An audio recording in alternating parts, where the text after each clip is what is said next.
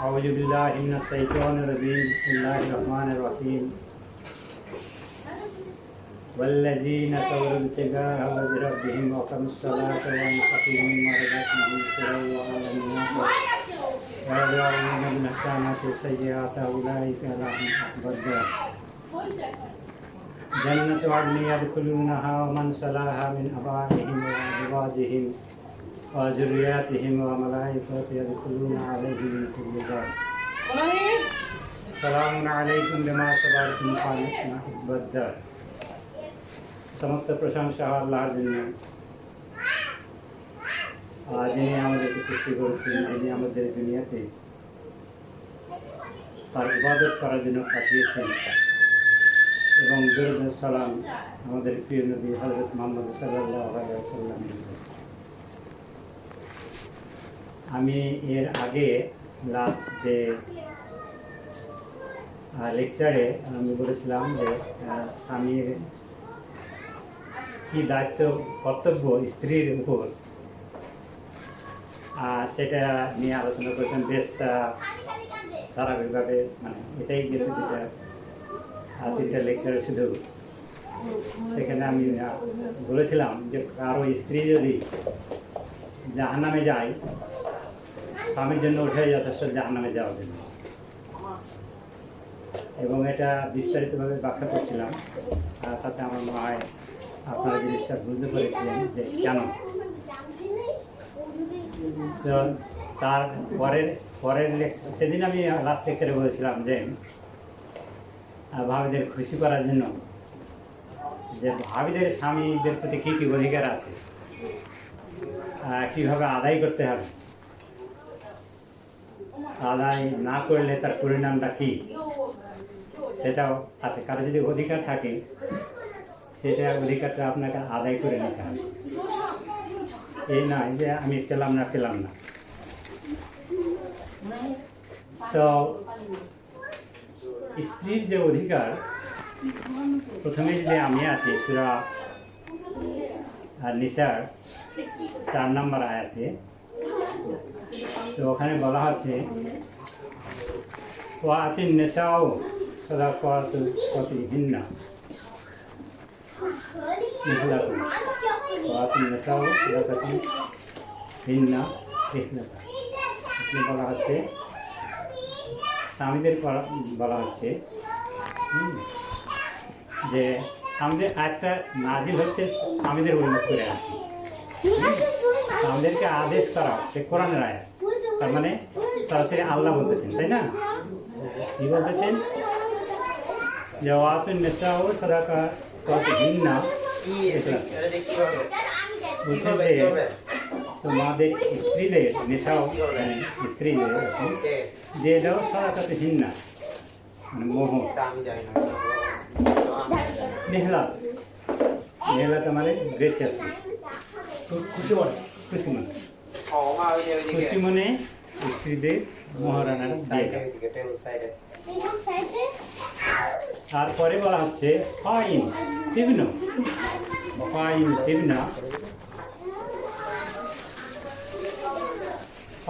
তিবনা লাকুম আন শাইইন মিনহু। বলছে ওখান থেকে যদি তোমাদের কিছু দিয়ে দেয়, স্ত্রী যদি সেই মরকে কিছু দিয়ে দেয়, বলছে নাফসান, কোন করো ওটা?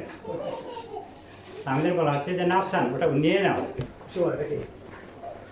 খুশি মনে কি সেটা পরে বলতেছে আর কি, মানে সরাসরি বলছে আল্লাহ যেটা অন করো, নাফসান মানে ওটাকে অন করো। ফাকুলুহু, সেটা খাও, ভোগ করো আর কি। হানিয়ান মারিয়া, হানিয়ান মানে স্যাটিসফ্যাকশন, আর মারিয়া মানে হচ্ছে কমফোর্টেবল। বলছে ওটা তোমরা গ্রহণ করো এবং কমফোর্টেবলি খাও। এটা হলো সূরা নিসার 4 নম্বর আয়াতের আয়াত। এটা হলো অর্থ। কিন্তু কথা হলো যে হয়তো বা বলবেন যে এরকম তো শুনেই আসতেছি যে এরকম শুনে আসতেছি যে হ্যাঁ মোহর দিতে হবে, কিন্তু এই মোহরটার অর্থ বুঝতে হবে আমাদের। আসলে মোহরটা কি জিনিস, এর তাৎপর্যটা কি, তাহলে বুঝবেন যে মোহর কখন দিতে হবে, কিভাবে দিতে হবে, কেন দিতে হবে, না দিলে বা ডিলে করলে তার পরিণতিটা কি।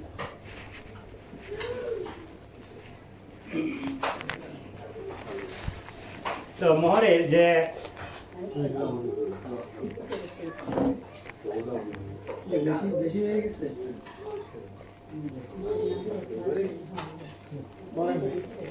এখানে সদাকত হিন্না, সদাকা আমরা মোহর সম্পর্কে আমরা যেটা জানি যে এটা একটা কমিটমেন্ট, চুক্তিপত্রের সাথে আছে, দিতে হবে।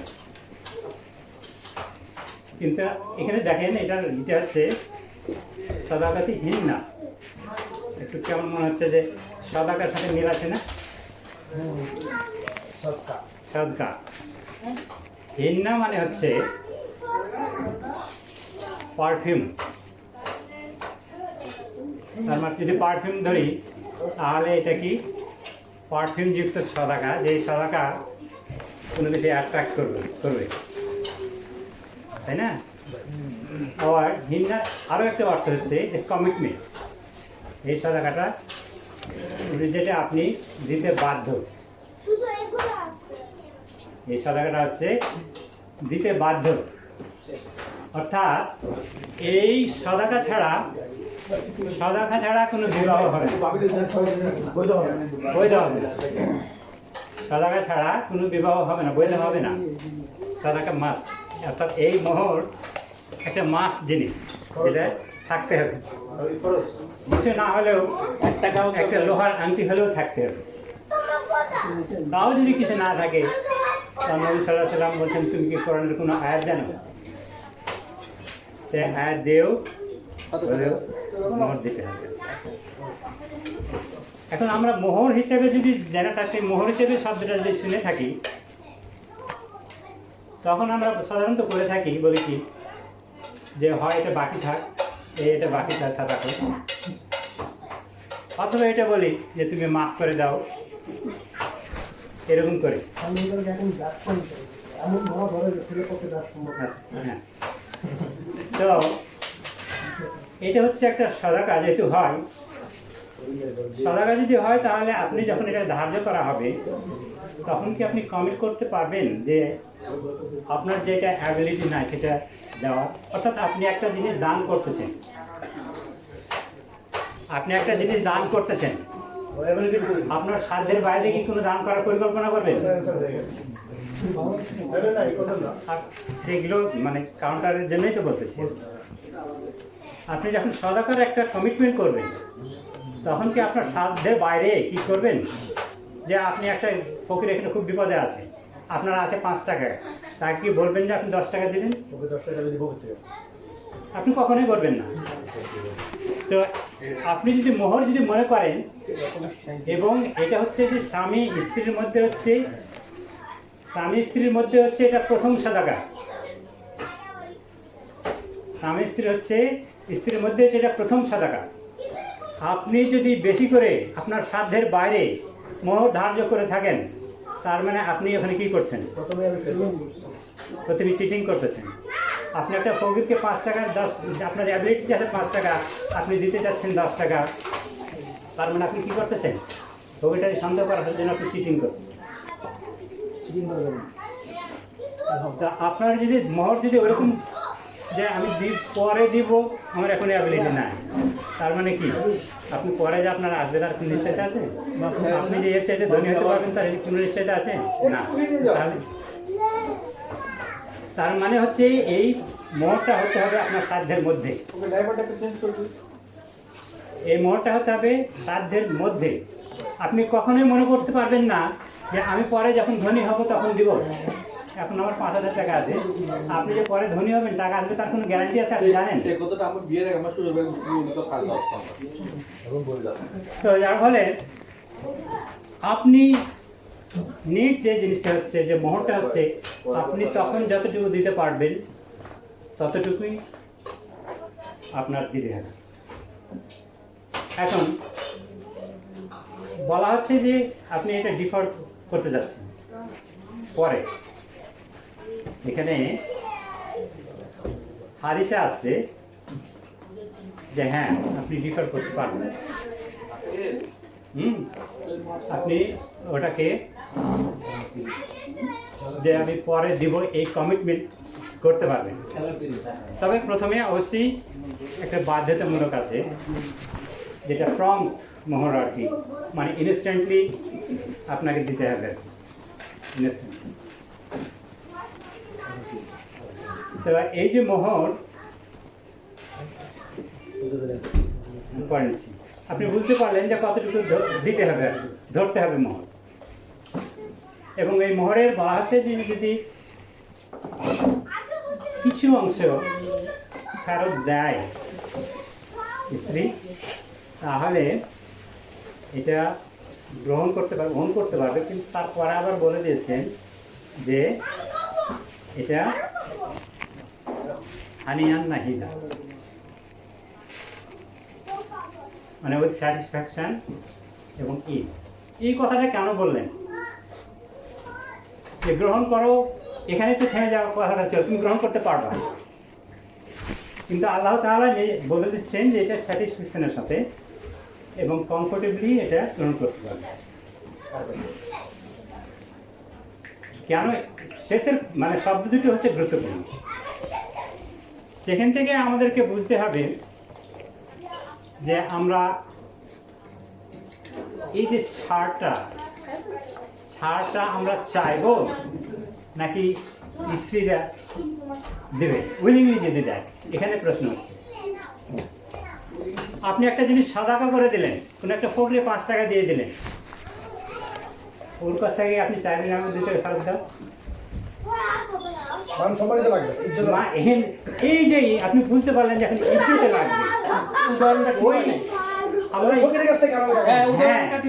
এই জন্য এই জিনিসটা যে মানুষ করবে না, যদি ওই দুটো শব্দ না থাকতো তাহলে তখনকার মানুষ তখনকার সাহাবারা, তখনকার মানুষ এই জিনিসটা নিত না, যদি ওই পরের শব্দ দুটো না থাকতো। ওই শব্দ দুটো দিয়ে মানে ই করে দিয়েছে যে তুমি কমফোর্টেবলি নিতে পারো। এই শব্দ দুটো থাকলে এটা তখনকার, আমরা হয়তো এখন তো না জেনে নিচ্ছি বা জেনেও নিচ্ছি যে পাচ্ছি, আমরা নেব না কেন। তো যে একটা দান করা জিনিস আপনি কিভাবে, ফকিরে যদি আপনাকে ব্যাগ দেয় তো আপনি তো নেবেন না, আপনি না চেয়েও ফকিরে ব্যাগ দিল, যেটা দান করলেন, আপনি নিতেন না যে আমি তো এটা তোমাকে দান করছি।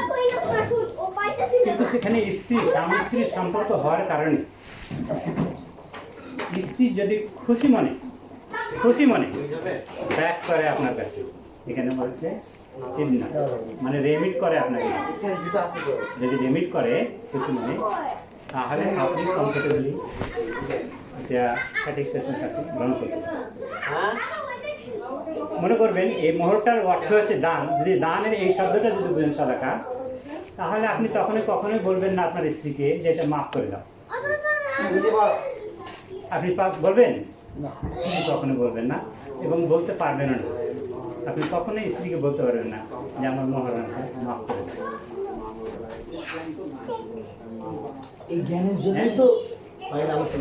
এবং এই মোহরানাটা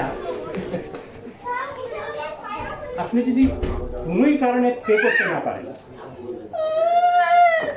তাহলে কেবলমাত্র ডিফার করতে পারবেন।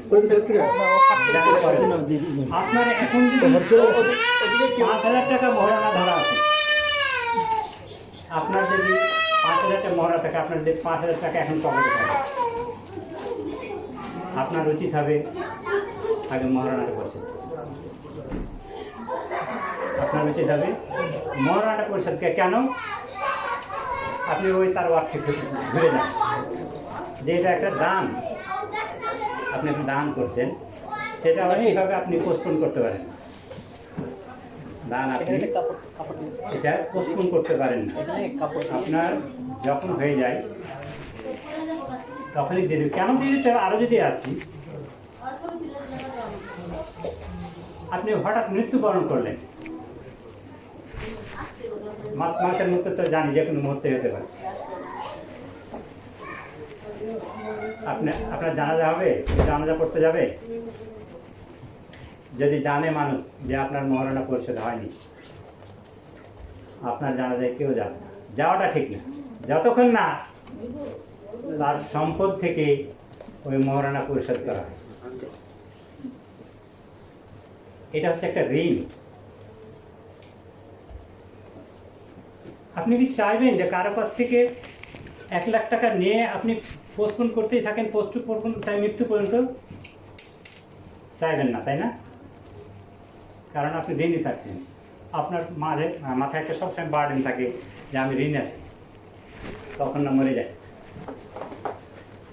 আচ্ছা, আপনার এখন দেওয়ার সামর্থ্য আছে 5,000 মহারণা, আপনি 5,000 টাকা দেওয়ার সামর্থ্য আছে, আপনি দেন না, মনে করতেছেন যে আর একটু সচ্ছল হয়নি। আপনার লাইফে পরে সচ্ছল হবে তার গ্যারান্টি আছে? গ্যারান্টি আছে। আপনি মরে গেলেন, দেখলেন যে আপনার মহারণা দেওয়ার পরিমাণ অ্যাসেটও নাই। মরে যাওয়ার সময় যে মহারণার সেই পরিমাণ অ্যাসেটও নাই, কি করবেন? কে পরিশোধ করবে? আপনার তো অ্যাসেটই নাই। তার মানে আপনি ঋণগ্রস্ত অবস্থায় আপনার জানাজা, ঋণগ্রস্ত অবস্থায় আপনার জানাজা হবে। আপনারা নিশ্চয়ই এটা চাইবেন না। উপরন্তু কেন আপনি ঋণ কি বলে এই মহারণা যত তাড়াতাড়ি সম্ভব দিয়ে দেবেন? কারণ হলো, আপনি যদি ঋণ নিয়ে কোনো ব্যবসা করেন, ঋণ নিয়ে আপনি চলাফেরা করেন, ঋণ নিয়ে আপনার ডেইলি লাইফ খরচাপাতি পূরণ করেন, আপনার ওখানে কখনো বরকত আসে না। ঋণ নিয়ে আপনি কোনো ব্যবসা বাণিজ্য করেন, আপনি নিজে যা কিছু করেন, ওখানে আপনার বরকত আসবে। আপনার টাকা আছে এক দোকানে, বাকি নেই, টাকা আছে যে আছে, তারপরে আপনি বাকি নিচ্ছেন, দেখ পরে দেবো, কিছুটা খাটিয়ে নিই। আপনি মনে করলেন যে আমার কাছে তো বাকি নিয়ে আসলাম, তো ঠকালাম, এই টাকাটা আমি 5 দিন ইউজ করতে পারলাম। আপনার ক্ষেত্রে কখনো বরকত আসবে না। তো আপনি এই যে প্রতিদিন পাস করতেছেন ঋণগ্রস্ত হয়ে, আপনার বরকত না আসারই কথা। যে পরিমাণ বরকত আসার কথা ছিল সেই পরিমাণ তো না আসারই কথা, কারণ আপনি ঋণ নিয়ে থাকছেন। তো যার এই ঋণটা আসলে মহারণাটা কেন স্ত্রীদের দেওয়া হয়? আপনাদের হয়তো প্রশ্ন উঠতেই পারে যে বিবাহটা তো দুইজনের জন্য, দুইজনের তৃপ্তির জন্য মহারণা কেন দেওয়া হয়, তাই না? স্বামী তো চাইতে পারে যে মহারণা যে আমাকেও দেন, স্বামী স্ত্রী সমান সমান। যদি আসেন তাহলে আগে ফিরে যেতে হবে যে আর হলো কওয়ামুনান নিসা, স্বামীরা কি? স্ত্রী ত্রাণকর্তা, পরিত্রাণ কর্তা, ম্যাজিস্ট্রেট। স্বামীর ভরণ পোষণের সব কিছুর দায়িত্ব হচ্ছে আপনার, তাই না? সরি, স্ত্রীর ভরণ পোষণের যাবতীয় দায়িত্ব হচ্ছে আপনার। মোহরটাকে আমার স্ত্রীকে দিতে হবে। আপনি হঠাৎ করে মারা গেলেন, হঠাৎ করে যদি মারা যান, আপনার স্ত্রীর কোনো সম্পদ থাকবে? আপনার স্ত্রীর কোনো সম্পদ থাকবে না। আপনার স্ত্রী বৃদ্ধ হয়ে গেছে, আপনারও ইনকাম করার কোনো ই নাই, স্কোপ নাই, আপনিও পেয়ে, সে তার সংসার কীভাবে চলবে? আপনার স্ত্রী, এটা তার জন্য একটা ইনভেস্টমেন্ট বলতে পারেন। আপনি মারা গেলেন বা আপনি ডিভোর্স দিলেন, আপনি মেয়েটাকে ডিভোর্স দিলেন, যতদিন পর্যন্ত ডিভোর্স না দিয়েছে ততক্ষণ পর্যন্ত কিন্তু আপনি খাওয়াইছেন। ডিভোর্সের 3 মাস পরে পর্যন্ত সে কিন্তু অন্য কোথাও বিয়ে করতে পারবে না, তাই না? ইদ্যত বলে, ওই 3 মাস কে খাওয়াবে? কে খাওয়াবে? আছে মা বাবা মা বাবা? মা বাবা নাই এখন মা বাবা নাই, প্লাস এখন বিয়ে দিয়ে দিয়েছে, মা বাবা তো বিয়ে দিছে দিতে পারবে করছে যেন তোর বাবা মা দেয় না, ওরা নিজেরা নিজেরা কি করছে হ্যাঁ। এই যে মহারণাটা হচ্ছে সেই টাইম পিরিয়ডের সেফটি বা ভরণ পোষণ খাওয়াটা যা বলে। তা এখন আপনি যদি এটা বুঝে থাকেন, আপনার স্ত্রী যদি এটা বুঝে থাকে, এটা হচ্ছে আমার কখনকার সেফটি, আপদকালীন সেফটি। এই আপদকালীন যদি সেফটি আপনি বুঝে থাকেন, আপনার স্ত্রী বুঝে থাকে, তাহলে আপনার স্ত্রী উচিত হবে যে আপনার মহারণা আজকে রাত্রে আদায় করে নেওয়া, যদি বাকি থাকে, মাফ করে না দেওয়া এবং মাফ করে না দেওয়া। এটা হচ্ছে অধিকার,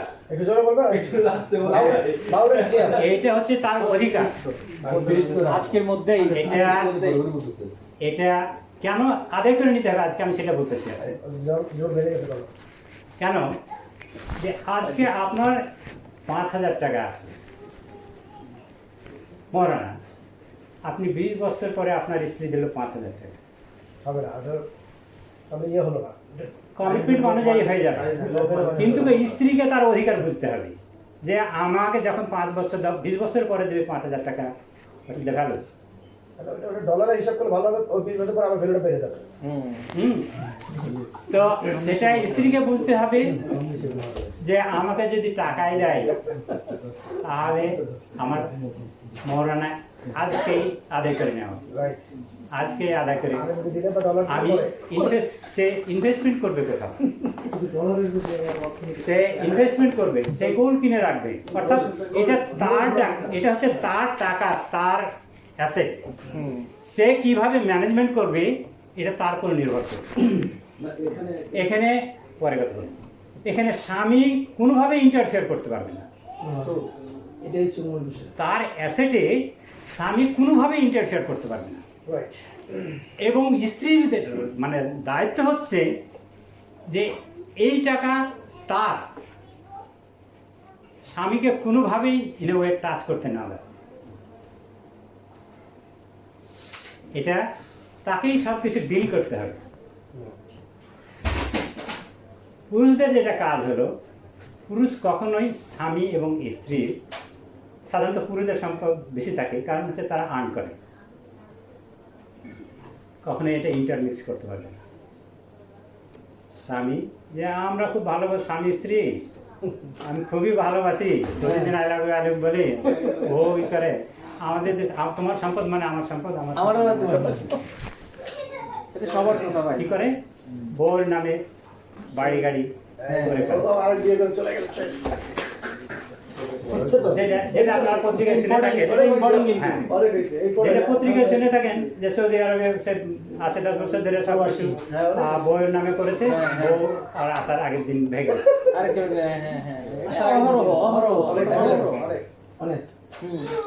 কথা হলো যে আপনি করলেন সেটা ফ্যাক্টর না, আপনার মনে করতেছেন যে আপনার 20 কোটি টাকা আছে, আমি 10 কোটি বউকে দিলাম, সেটা ছিল না।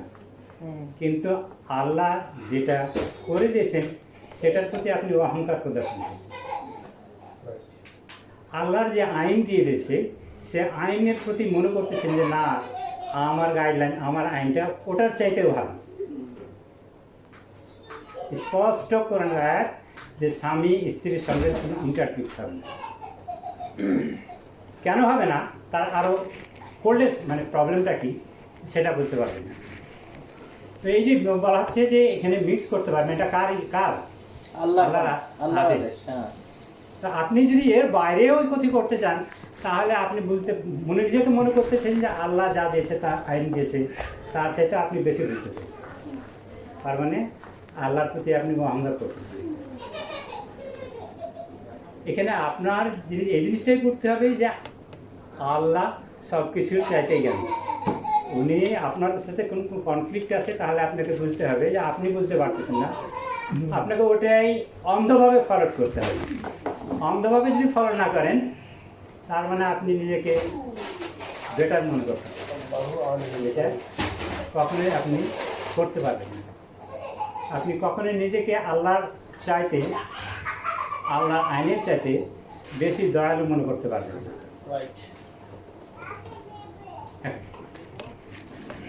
আপনারা এখানে কি কেউ কেমন আছে যে আপনার শ্বশুরের নামে শাশুড়ির নামে 1/3 সম্পত্তি দিয়ে দেবেন? খুঁজে পাওয়া যাবে একজনকে? এখানে একটা সরকারি ইয়ে নেই। না ভাই, দিব না। কেউ বুক ফুটে বলবেন তো ভাই। না, যদি আপনার কারো ইচ্ছে থাকে আমার জিনিসটা বোঝার চেষ্টা করেন। আমি এখানে জিজ্ঞেস করছি যে আপনারা এখানে কেউ কি আপনার শ্বশুর শাশুড়ির নামে আপনার যে সম্পত্তি আছে তার 1/3 3 ভাগের 1 ভাগ দিয়ে দিবেন? না। শ্বশুর শাশুড়ি কেন? এই যে উনি কিন্তু কেন? বলছেন যে কেন? কেন? ভাই এই মেটার খাওয়াবো সব কিছু করবো, বোকা নাকি? এই ঝামেলা কেন সহ্য করতেছি? হ্যাঁ দিব না। হ্যাঁ দিব না, তাই না? এখন আপনি হচ্ছে দিব। এক্সপায়ার টাকা বেশি থাকলে আচ্ছা, এখন শোনেন। বোকা নাকি? হ্যাঁ, এখন শুনেন। আপনি আপনার স্ত্রীকে এত ভালোবাসেন যে আপনার সম্পত্তি স্ত্রীর নামে লিখে দিলেন। যে তো এই যে বলছেন যে তোমার সম্পত্তি আমার সম্পত্তি, ইন্টারমিক্স করে দিলেন। আচ্ছা। ইন্টারমিক্স করে দেওয়ার ফলে আপনার শ্বশুর শাশুড়ি বাঁচা থাকা অবস্থায় আপনার স্ত্রী মারা গেল।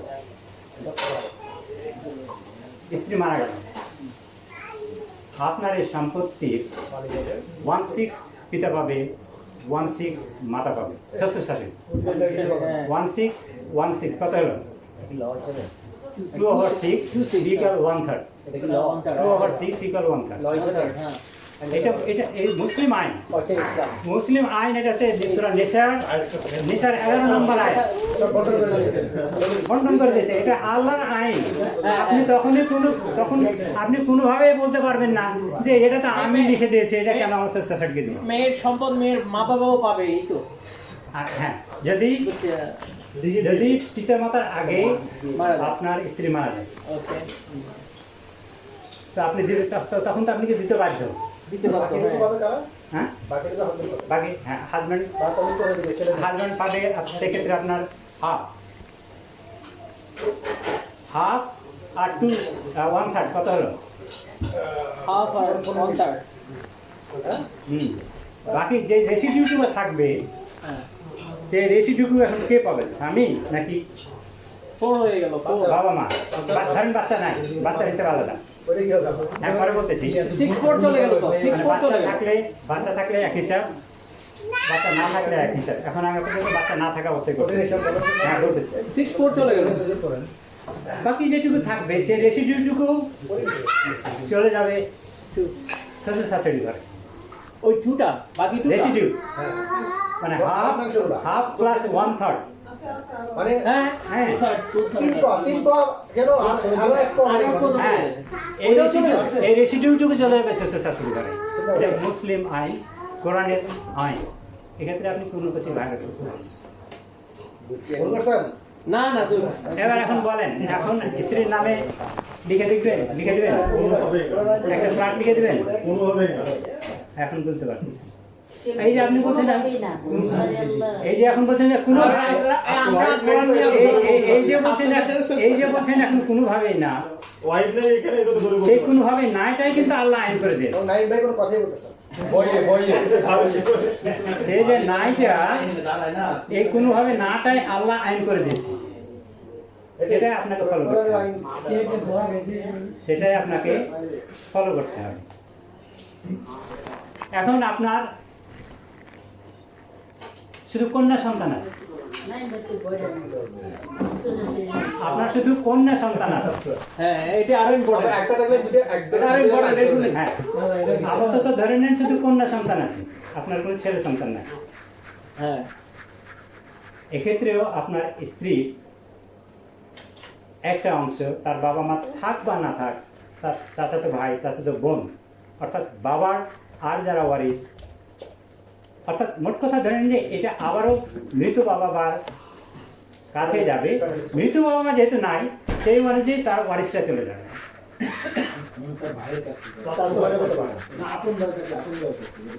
এই বুঝি নাই ভাই এটা। কথা বোঝেন নাই? বুঝি নাই। হ্যাঁ, এখানে হ্যাঁ, আপনার শুধু কন্যা সন্তান আছে, আপনার তো হ্যাঁ আছে, হ্যাঁ আছে, বললাম কন্যা সন্তান আছে। দুটা আছে না, খুশি খুশি লাগছে। বলেন, বললাম কন্যা সন্তান। হ্যাঁ হ্যাঁ, যদি কন্যা সন্তান থাকে সেক্ষেত্রে এটা আবার আপনার শ্বশুর সাথে শ্বশুর পাবে 1/3। মানে আমার সম্পদটা স্ত্রী সম্পদটা হ্যাঁ, সেটা হ্যাঁ হ্যাঁ, আপনি লিখে দেন বা স্ত্রী বা স্ত্রী সম্পদ যেটা সেটাই। স্ত্রী সম্পদ, স্ত্রী তো আমার থেকেও পাবে। না না, সেটা তখন পাবে না, যেটা আচ্ছা, যেটা আমার পাবে। হ্যাঁ হ্যাঁ, সেটা ও যদি আপনি আগে মারা যান, Okay. সেই সম্পদ যদি ও ডিস্ট্রিবিউট করে না তারপরে তখন আসছে হিসাব। হ্যাঁ এটা হচ্ছে মেয়ে সন্তান থাকলে, এবং আপনার স্ত্রী, আপনি যদি মারা যান আপনার স্ত্রী পুরোটা নিতে পারবেন। যদি সন্তান থাকে সেক্ষেত্রে আপনার স্ত্রী পুরোটা নিতে পারবেন। হ্যাঁ সন্তান যদি থাকে, ছেলে মেয়ে দুটোর সাথে, তাহলে 1/8 আপনার স্ত্রী নিতে পারবে আপনার সম্পদে। 1/8 সরি 1/4 হ্যাঁ 1/4 হ্যাঁ 1/4 না, সরি স্ত্রী নিতে পারবে 1/8। আমি বলি ছেলে সমান না, না, আমি যেটা বলছি সেটা শুনুন। মেয়ে সমান মনে হয়। যদি স্বামী মারা যায় মানে ছেলে এবং কি বলে দুটোই থাকে, ব্ল্যাকবোর্ড হলে ভালো হতো। হ্যাঁ, সেক্ষেত্রে পাবে 1/8। স্ত্রী থাকে যদি মানে ছেলে মেয়ে দুটোই থাকে, স্বামী স্ত্রীর সম্পদ থেকে পাবে 1/4, যেটা হচ্ছে স্ত্রী ডাবল। 1/8 × 2 হচ্ছে 1/4। ছেলে মেয়ে একসাথে থাকলে যদি মেয়ে থাকে তখন স্ত্রীর সম্পদ যাবে যাতে শ্বশুর শাশুড়ি, শুধু যদি মেয়ে থাকে।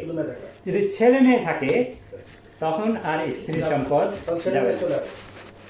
ও ছেলে থাকলে আর যাবে না কোথাও। আমি রিস্কের মধ্যে আছি। মুরাদ ভাই খুশি না? সবাই খুশি, সবাই খুশি। মুরাদ ভাই খুশি।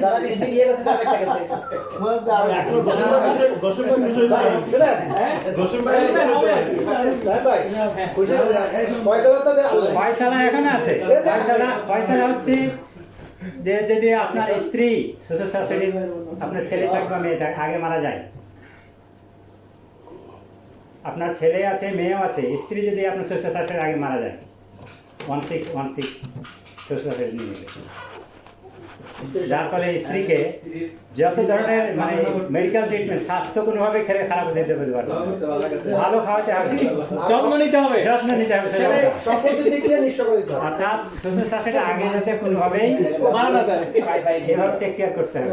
না এখানে অনেক এগুলো করছে তো ওই জন্যই, যত্ন যাতে কোনো মিস না হয়। হ্যাঁ, বাবা, আমার এখানে কোশ্চেন আছে।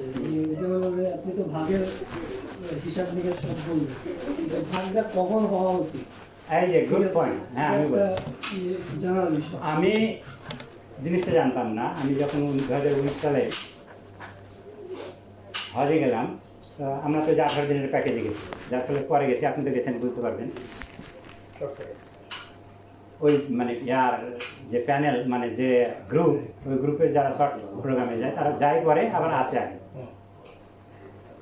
তো আমাদের দুজনের সাথে স্বামী স্ত্রীর সাথে আরেকজন ওরকম পড়েছিলেন, মিরপুর এক মসজিদের ইমাম, বেশ ভালো বড় মামা। আমরা তিনজন একসাথে যাচ্ছি আর কি। তার আগে যোগাযোগ করছি, কী করছি, ওনার মসজিদে গেলাম। তো যেতে যেতে পারিবারিক গল্প হচ্ছে আর কি, আমি কীভাবে মানে ছোটো থেকে মানে উঠে আসলাম, আর সে কীভাবে উঠে আসলো বা এখন কী স্ট্রেস, এরকম বলতেছেন। তো আমি যেটা বললাম, আমার মা মারা গেছেন 2007 সালে, আমার আব্বা মারা গেছেন 2011 সালে। তাকে আমি মানে গর্ব করে বলতেছি আর কি, যে আমরা 5 ভাই একসাথে খাই 2019 সালে। এবং আমরা এখনও ল্যান্ড মানে অ্যাসেট ডিস্ট্রিবিউট ভাগাভাগি করিনি। তো উনি আমাকে বলতেছেন, না আপনার এখন পর্যন্ত কথা শুনে মনে হলো যে আপনি ইসলামিক স্টাডি করেন, ইভেন বললেন যে আপনি মনে হচ্ছে যে এখন ইসলামী আন্দোলনের সাথে জড়িত। আমার কথাবার্তা এই দেখে বললো, তো আমি স্বীকার করলাম যে হ্যাঁ আমি জড়িত, বিশেষ করে আগে বেশি অ্যাক্টিভ ছিলাম। তো উনি বললেন যে আপনি এত কিছু জানেন মনে হলো, কিন্তু আপনি একটা জিনিস ভুল করেছেন। আমার মানে খুব মাথা গেল, কী বলবো, যে আপনি আপনার বাবা মা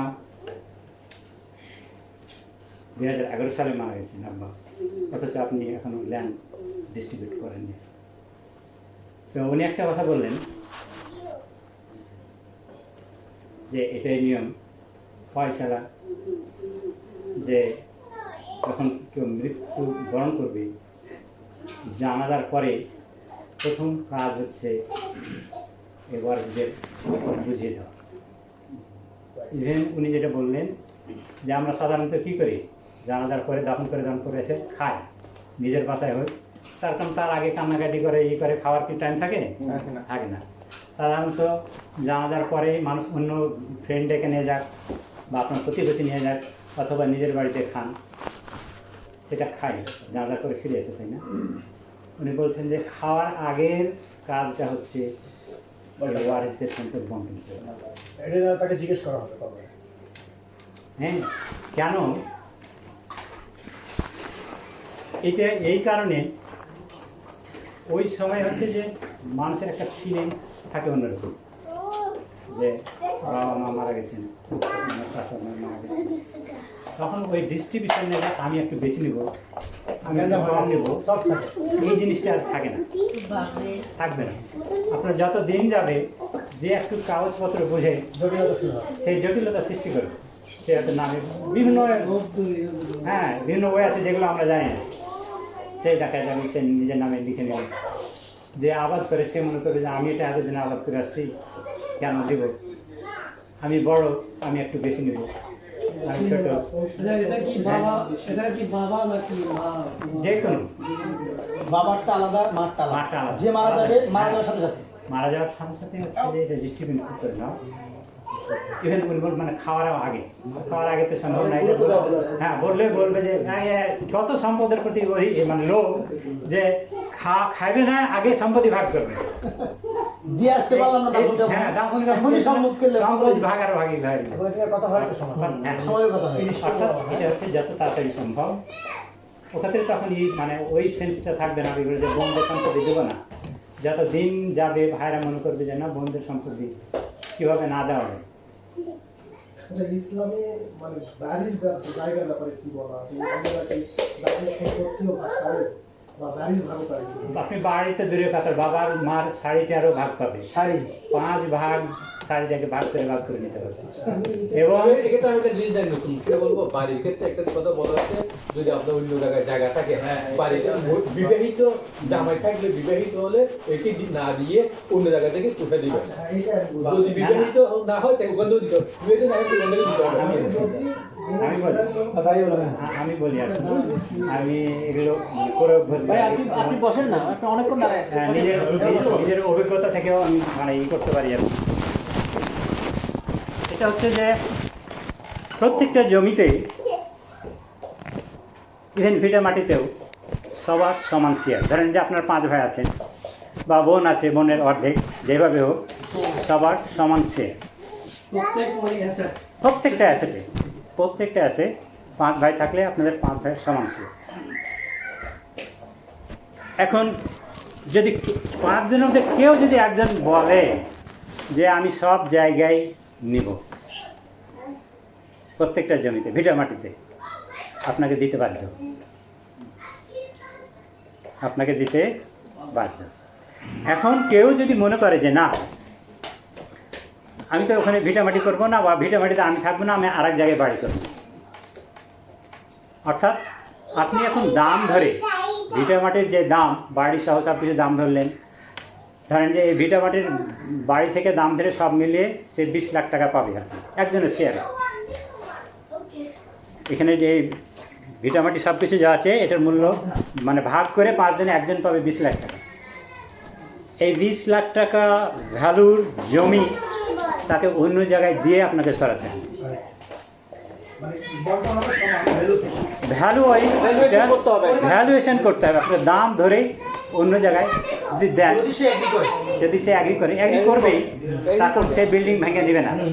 সেও যখন দেখবে যে আমি ইকুইভ্যালেন্ট জমি আমি অন্য জায়গায় পাচ্ছি, এখানে 1 কাঠা দিয়ে সে ধানি জমি পাচ্ছে 3 বিঘা, আপনাকে দিলে আপনি নিয়ে নেবেন। তো এটা নিডের উপর ডিপেন্ড করবে, হ্যাঁ। আপনি ওভাবে গ্যাদারিং করবেন কি না করবেন না এটার উপরে। হ্যাঁ, সব ইকুয়াল হবে। ছোট কম বেশি। এবং আমি যেটা বলতেছিলাম যে যখন ভাগ করতেছেন আপনি কিন্তু সাধারণত যেটা করে থাকে যে আপনি কিন্তু করতে পারবেন না যে আমি চায়নাতে থাকি, আমি বড় অনেক ধনী মানুষ, আমি আমার ভাগটা নিব না। না না, এটা করা যাবেই না। এইটা যদি আপনি করেন, যে হ্যাঁ আমার সম্পদ আছে, সব ভাইগুলোর চাইতে মানে ধনী রিচ ম্যান, আপনি এটা ভুল করতেছেন। কেন ভুল করতেছেন? যে আপনি আল্লাহর নিয়ামতের প্রতি আপনি অহংকার প্রদর্শন করতেছেন। আল্লাহর নিয়ামতের প্রতি কীভাবে অহংকার প্রদর্শন করছেন? আপনি মনে করছেন যে আপনার 5 কোটি টাকা আছে, এই মানে 50,000 টাকা আমার ফিরে আছে। আপনি এই যে ছোট অ্যামাউন্ট, এই জন্য আপনি অহংকার প্রদর্শন করতেছেন, আমার লাগবে না। অথচ আপনি নিজে আর্ন করেন, সেটা হালাল হারামের প্রশ্ন আছে। আপনি 2 টাকা আর্ন করার জন্য আপনি কত হারাম পথ প্রদর্শন করে আর্ন করতেছেন, অথচ ওখানে আপনার লিগাল যেটা অধিকার সেটা হালাল, অথচ আপনি সেটার প্রতি অহংকার প্রদর্শন করতেছেন। আল্লাহর নিয়ামতের প্রতি যদি অহংকার করছেন, এই জিনিসটা হচ্ছে বড়। কত কাঠা জমি বা কত কাঠা জিনিসটা ফ্যাক্টর না, আপনার আল্লাহ যে নিয়ামত দিয়েছেন সেই নিয়ামতের প্রতি আপনি অহংকার প্রদর্শন করছেন। এখন কথা হলো যে আমি কি ভাইদের দান করতে পারবো না? আপনি কোনো জিনিস যদি বিক্রি করতে চান, যতক্ষণ পর্যন্ত আপনার নিজের ওনে না আছে, আপনার নিজের অধিকারে আছে, ওই জিনিস কিন্তু বিক্রি করতে পারবেন না। বাংলাদেশে যে ল্যান্ড বিজনেসগুলো করে, এই যে বায়না দিয়ে আবার আরেকজনের কাছে বিক্রি করে, এটা আপনারা জানেন যে হারাম, জানেন তো নাকি? কেন হারাম? যে এই জিনিসটা আপনার অধিকারে আছে না, আপনি ফুল পে করে আপনি নিজের নামে নেননি, আপনি না করে আরেকজনের কাছে বিক্রি করতেছেন। কোরআনের নিয়ম হলো যে হাদিস থেকে না কোরআন থেকে যাক, স্পষ্ট মানে দলিল যে আপনি নিজের ওনে যখন পর্যন্ত নিজের অধিকারে যখন কোনো কিছু না আসে, ততক্ষণ পর্যন্ত আপনি বিক্রি করতে পারবেন না, কাউকে দান করতে পারবেন না, এমনকি ওইটার যে সুবিধা এটাও নিতে পারবেন। হ্যাঁ, সুবিধাও নিতে পারবেন না। এখন কথা হলো আপনি বন্টন যতক্ষণ পর্যন্ত বন্টন না হচ্ছে ততক্ষণ পর্যন্ত আপনার জমিটা অধিকারে আসে না। আপনি যখন বন্টন না হয়, যখন আপনার নামে আসছে না আসতেছে, ততক্ষণ পর্যন্ত আপনার অধিকারে আসে না। তার আগে আপনি দিয়ে দিচ্ছেন, দান করতেছেন, হলো আপনার নিজের অধিকারে নিয়ে আসে। তারপরে আপনি যদি ফিল করেন যে না, এই ভাগে আমার 5 কাঠা দিব, আর দান করবেন, এই ভাগে 5 কাঠা দিব নিডি। আপনি যদি মনে করেন যে আমি দেখাচ্ছি যে হ্যাঁ আমার আছে, আপনার ভাইদের যথেষ্ট পরিমাণ অ্যাসেট আছে, কিন্তু আপনার আরও বেশি আছে, অর্থাৎ ওরা সচ্ছল, তারপরেও আপনি 5 কাঠা দিতে যাচ্ছেন, এখানে আপনি তাদেরকে মার্সি দেখাতে যাচ্ছেন যে হ্যাঁ কাইন্ডনেস দেখাচ্ছেন। কিন্তু এই কাইন্ডনেস না দেখাতে গিয়ে আপনি আর একটা ভুল করছেন, সেই জিনিসটা আপনাকে মনে করতে হবে। এই যে সম্পত্তি আপনার আছে, এই সম্পত্তির উত্তরাধিকার কে? আপনার সন্তান। হ্যাঁ, তো আপনি কি করতেছেন? তারা সচ্ছল, এই সম্পদকে আপনার ভাইদের দিচ্ছেন, অর্থাৎ আপনি সন্তানদের যে অধিকার সেই অধিকারটা লঙ্ঘন করতেছেন। আপনি আপনার ভাইকে দিলেন ওই 1 বিঘা জমি, আপনার বোনে আসার পরে দান করলেন। এই 1 বিঘা জমি যদি টাকা যদি আপনি, আমি শেষ করে দিচ্ছি, যদি অন্য কোনো ফকির মানুষকে দেন বা কোনো জায়গায় লাগান, মসজিদে দেন, কোনটাতে আপনার লাভ বেশি?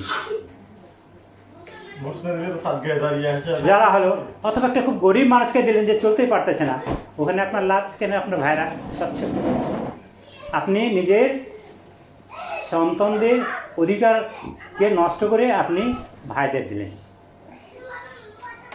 আপনাকে জিনিসটা বুঝতে হবে।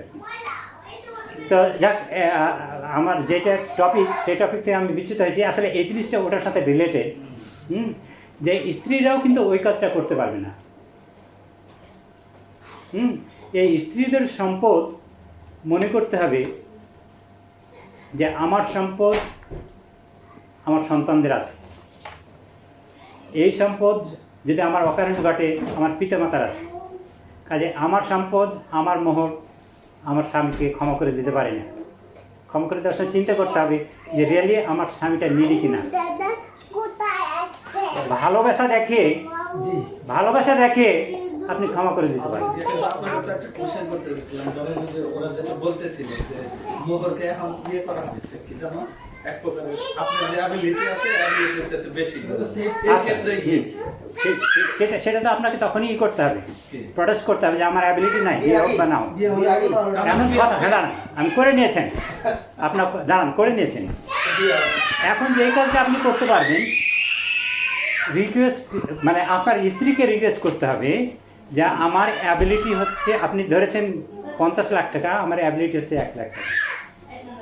আপনাকে রীতিমতো পা ধরে হোক, হাত ধরে হোক, আর ভালোবাসা দিয়ে হোক, আপনাকে ওটা এখন মাফ করেন। স্ত্রী যদি মাফ করে দেয় তাহলে ওটা হবে, আর যদি তাও না মনে করে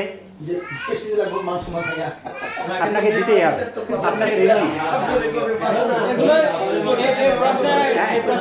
এবং স্ত্রীরও উচিত হবে যে যদি অ্যাবিলিটি থাকে কোনোভাবে মাফ করে না দেওয়া। মাফ না করা, বিয়ের আগে দেখো না কেন, হ্যাঁ, যদি দিতে না পারো দুজনেই সমাপরাধী।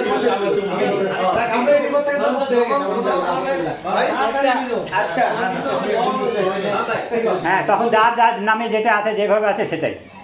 ওখানে আগে কি ছিল ওখানে ব্যাক করার কোনো আমাকে এত টেনশন করতে হয় না। না কিসের বাইসে গেছে আপনি বিয়ে করছেন কেমনে? আচ্ছা, শেষ করি। আমার মনে হয় আলহামদুলিল্লাহ রাব্বিল আলামিন। আমি আজকে আসলে এর 5-6টা যে অধিকার আছে স্ত্রীদের, তার মধ্যে একটা অংশের অর্ধেক হয়েছে আর কি। ইনশাআল্লাহ সামনের দিনে বাকিটা সামনে হালকাতে কন্টিনিউ করব।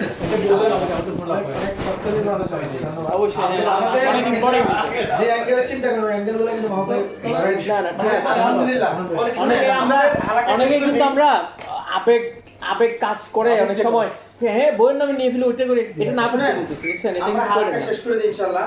মাহফিল আলোচনা আল্লাহ যদি বিদার করুন, আমাদের কি শিক্ষণীয় আছে এগুলো আমল করা তো বিধান করুন। হালাকা ইনশাআল্লাহ টু বি কন্টিনিউ। আমাদের এভরি উইক এভরি সানডেতে আমরা সকাল 10টা হালাকা শুরু করি ইনশাআল্লাহ। আমাদের হালাকার ভেন্যুটা ডিপেন্ড করে হচ্ছে গিয়ে কার কত সাপোর্ট আছে। যেমন এই সপ্তাহে মাহবুব ভাই অ্যারেঞ্জ করছে। নেক্সট উইক ইনশাআল্লাহ আমার বাসায় হবে ইনশাআল্লাহ। আমার বাসায় করা যায় না? এইভাবে পাওয়া যাবে না, যেভাবে আমরা আলোচনা করতে পারি। তো নেক্সট উইক ইনশাআল্লাহ যে যেখানে থাকেন না কেন সর্বোত্তম চেষ্টা করবেন ইনশাআল্লাহ হালাকায় পার্টিসিপেট করার জন্য। এতে করে প্রত্যেকের ইমান আমল ডেভেলপ হবে ইনশাআল্লাহ। রিমাইন্ডার হবে একটা পুশ, মানে নিজেদের একটা পুশ আপ করার জন্য ইনশাআল্লাহ। নিজের ইমানটাকে, নিজেদের আমলটাকে ইনশাআল্লাহ। আগামী রবিবার ইনশাআল্লাহ, কি ভাই? ইনশাআল্লাহ আগামী রবিবার সানডে সেই সময় ইনশাআল্লাহ সুবহানাকাল্লাহুম্মা বিহামদিকা আশহাদু আল্লা ইলাহা ইল্লা আনতা আস্তাগফিরুকা আপনি যে একটা হাওয়া গায় জায়গা সম্পর্কে এটা কিন্তু বড় একটা সমস্যা পুরো বিশাল স্পেসিফিক জানিয়ে কাগজ যে কোনো ডকুমেন্ট যেহেতু আপনার এক্সপিরিয়েন্স আছে আমি কিন্তু হাদিসগুলো বলার সুযোগই পাই না। ওইটা লং সেশন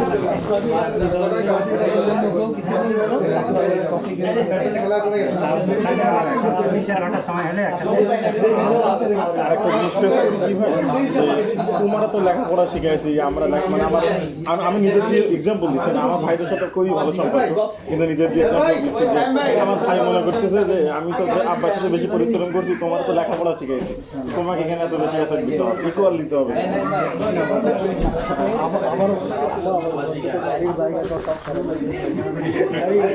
আপনি একটা ডকুমেন্ট এগুলো বিশাল প্রবলেম এখন বলছেন না এগুলো বিশাল সিচুয়েশনে এগুলো কিন্তু মাথায় থাকে না। হ্যাঁ ওগুলো আমি মানে ম্যাথমেটিক্স করেছি আর কি। আর এটা আমিও স্টাডি করছি যে কোনো সময় বলতে কিন্তু আমার এটা ভুলে গেছে যেমন আমি ইউনিভার্সিটিতে একটা কোর্স ছিল ওটা একটা চ্যাপ্টার ছিল যেটা আমি পড়ছি কিন্তু আমাকে যদি আপনি জিজ্ঞেস করুন ম্যাথমেটিক্যাল যে হয় এখন আমার মাথায় নেই। হ্যাঁ ওগুলো সবগুলো আমার যেটা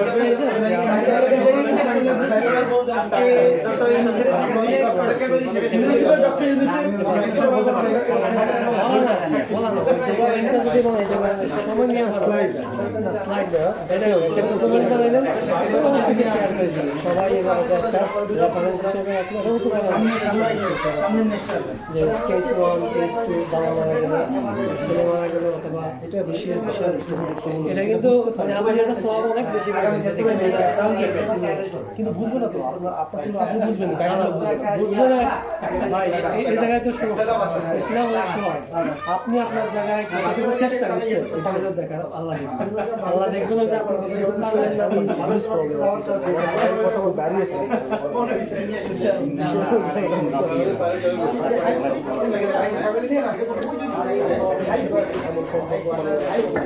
এটা আপনি এমন যেভাবে বলতেছেন যে আপনার এটা কিন্তু বিশাল একটা আমল বুঝতে হবে আপনার একটা আছে আপনি পাচ্ছেন এটা বিশাল একটা আছে ভবিষ্যৎ আছে আপনার বোন এটা তো অংশীদার আপনি বোনকে বুঝায়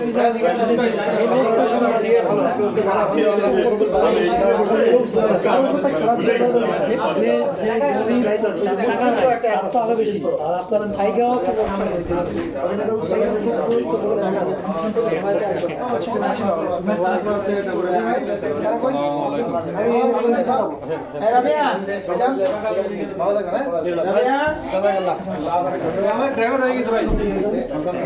আমি অনেক আইডিয়া আমি কাছে ধরতে পারলাম, তবে একদিকে ভালো ভিডিওটা ভাবে দিতাম তাহলে সে একটু বুঝতে পারতো আমি ইন দ্য রাইট পজিশনে আসি কিনা, কারণ যা বলতে আমরা ভাই সমস্যা নাই সামনে আবার করবে মাস্টারি করে মাস্টারি কি গরুন কিনে নিতে যাবে জানো যা তোমার পারো আমি দিয়ে দিই আবার তো মাস্টারি করে কি আছে এটা হলো আমার এখন আমার ভবিষ্যৎ আছে সেই অধিকার ভাই অধিকার তো শ্রেষ্ঠই দেখি।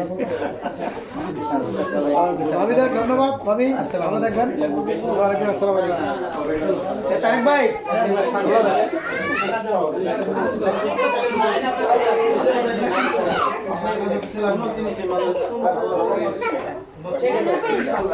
চলো চলো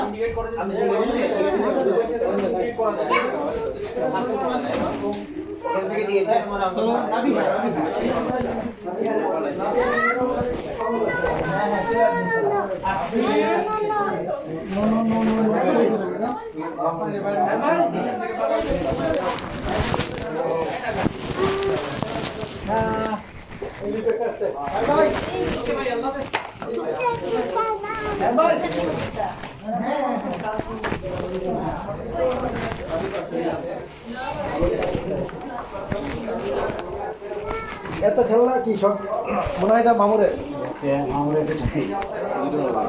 আজকে বের করে রাখছে ওই রুমে জায়গা দেওয়ার জন্য বের করে রাখছে নাকি?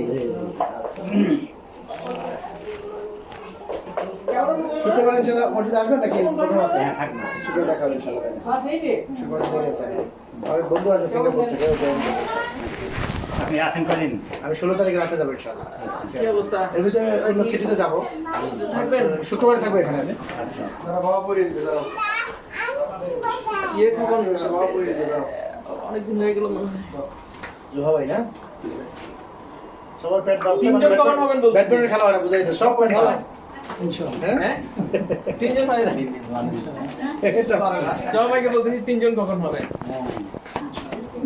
ইনশাআল্লাহ আমরা সবাই মোটামুটি পাইছি কিন্তু উনি ধরে রেখেছি শিখেন আপনি কেমনে পারলেন এটা তাহলে আপনাকে কল হ্যাঁ না ভাই আমি কালকে দেখলাম আপনার আপনি একদম প্লেন হয়ে গেছেন আপনি আরো ক্যাক্সেস করেন খাওয়াকে ওষুধ বানাইছে না রিসেন্টলি খেলা হয় না প্রায় 2 মাস থেকে তার আগে যে ইউনিভার্সিটি দেখেছিলাম আর কি হ্যাঁ ইউনিভার্সিটিতে সপ্তাহে 2 দিন খেলা হয়। কারণে মনে হয় বয়সটা কম না। ঠিক না ভাই তো এখন 45 আমি কাল বলছি 45 এখন ভাই তো 52 না আমার ক্লাসমেট 45 জন খালি ক্লাসমেট আলহামদুলিল্লাহ ভাই জেমস ভাই আমাদের সিনিয়র আমাদের আসলে আমাদের খাবার দাবার আমরা শারীরিক সেলস ভাই ফিটনেসটা সিনিয়র আমরা জানেন না না কার senior? 53 অফিসে জেমস ভাই সিনিয়র আমাদের 53 হবে 53 Damn! হ্যাঁ কি বলেন কি হ্যাঁ বাটা ওই বলে যে কুম্ফু হ্যাঁ? বাটা বলে এটা বোঝা যায় না তো আই বারে কুম্ফু করে যে ইমরানে যায় খালি কুম্ফু বলেছে মেসেজ ইমরানে কুম্ফু